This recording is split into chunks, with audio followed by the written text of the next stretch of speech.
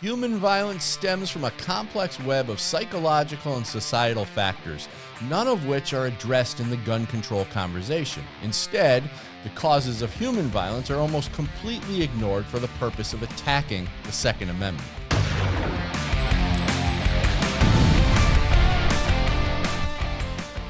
The anti-gun narrative, which is perpetuated by gun-grabbing politicians and politically motivated media outlets, presents guns as the cause of violence, which is a dishonest and misleading argument.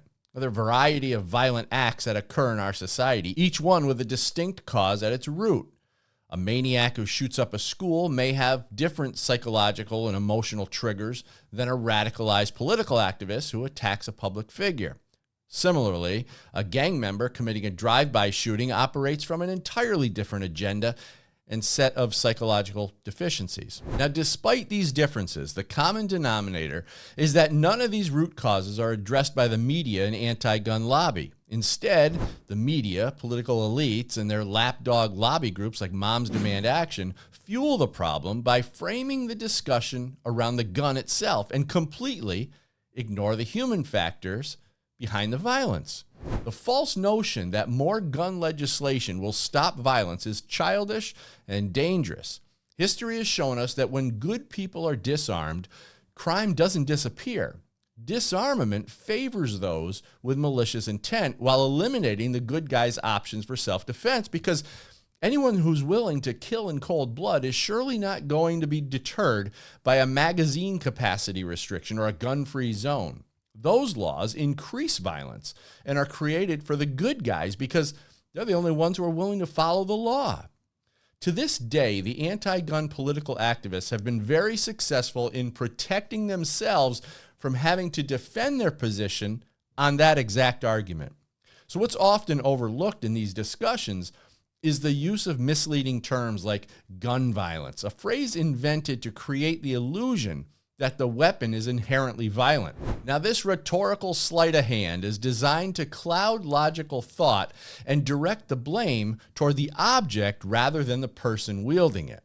Now, most people don't engage deeply enough in the gun control conversation to even recognize this, and it's that lack of critical thought that makes it easier for emotional rhetoric like gun violence to sway public opinion. Now, the media plays a significant role in this by using language that gives firearms the appearance of having intent, by attaching human-like qualities to them. By combining words like assault with rifle and violence with gun, they create the false perception that the weapon itself is a conscious actor. Now, this tactic isn't about logic, it's about emotional manipulation. And it might not seem like a big deal on the surface, but it's much more nefarious than you might think. If the media were honest in its reporting, it would encourage more people to consider the root causes of violent behavior rather than attacking the firearm, which is almost always the topic of discussion after a mass killer goes on a rampage.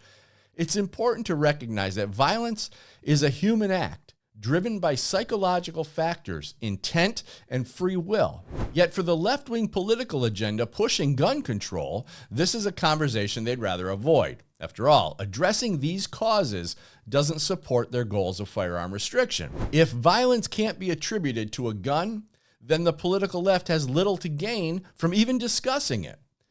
This double standard becomes obvious when we compare the media's reaction to different forms of violence. Now, a stabbing on a train, for example, will likely be met with little to no media coverage. But let a firearm be involved, and the calls for stricter gun laws flood the airwaves, sometimes before the crime scene tape is even put up. The left's selective focus on guns is rooted not in genuine desire to stop violence, but in a political agenda created to demonize firearms for the sake of gun control. In their attempts to vilify guns, the political left has mastered the art of anthropomorphizing firearms by giving guns human-like characteristics. Now, they shift the focus from the individual to the object itself.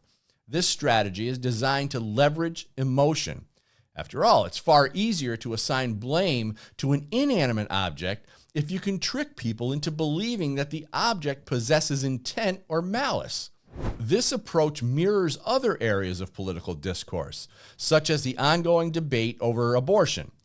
where the humanity of the baby is often downplayed by referring to it as a clump of cells.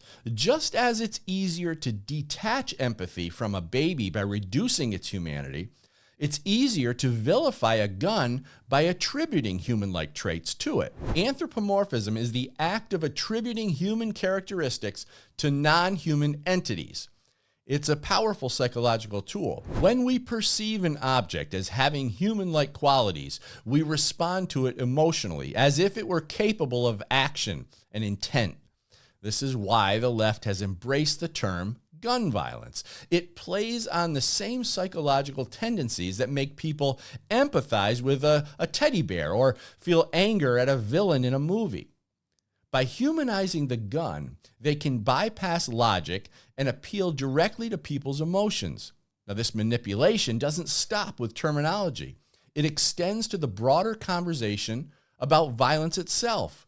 If we could start asking the tough questions, like why someone would commit a school shooting or why a person might murder innocent children in a church, then we could begin to address the underlying causes of violence.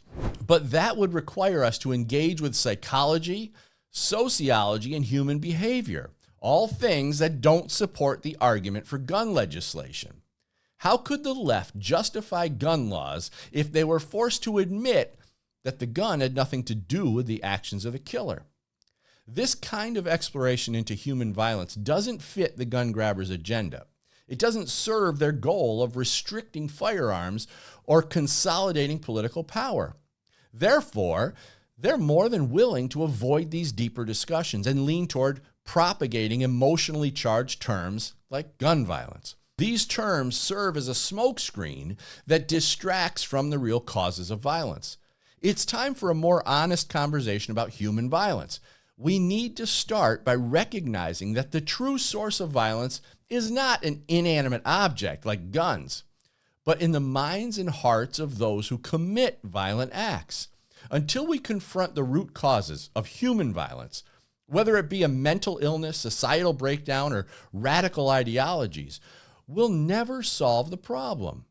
As long as we continue to blame the tools instead of the people using them, we'll remain stuck in an endless cycle of misdirection, unable to make meaningful progress toward a safer society, and will further allow the deterioration of our gun rights. Thanks for watching Bullet Points. I'm Dan Wass for Gun Owners Foundation. You can find more Second Amendment content and updates at gunowners.com.